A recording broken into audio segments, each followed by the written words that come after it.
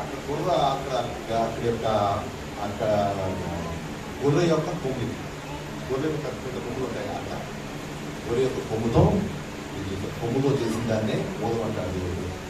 ఇది ఎందుకు వచ్చిందో ఏంటో మాట్లాడతాను.